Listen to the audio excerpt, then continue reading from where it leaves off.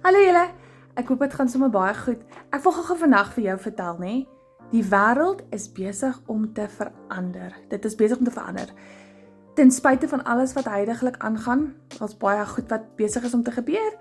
En dis sad en dis depressing, wil ek tog weer sê, klou vas aan dit wat ook goed is, want daar is tog goeie goed. So terloops, my naam is Anelia. Ek is getroud, ek het 2 pragtige seentjies en ek is woonagtig in die Oosrand. So, ek wil net vir jou sê vandag dat time is money and money is time, soos die Engelsman sal sê. En julle, ek het 'n leap of faith gevat. Oef, dis awesome.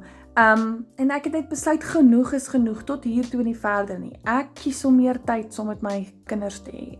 Julle, as jy weet, nee, en wat jy weet, dit is logika. Ons is nie time machines nie, ons kan nie tyd terugdraai nie. So die oomblik wanneer ons 'n spesiale ding gemis het, ons kan nie terugdraai en sê, ek wil dit hervat of herhê nie. Dit is iets. En ek wil vandag vir jou sê, daar's hoop en jy kan daai verskil maak. Jy kan. Ek beloof jy kan. So ek is baie excited vir die journey en ek kan nie wag om dit met julle te deel nie.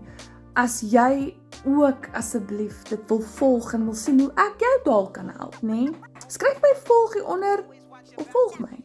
Maar al wat ek wil sê, stay tuned. Jy wil dit nie mis nie. En mag jy 'n fantastiese dag hê en 'n geseënde naweek. Goed gaan.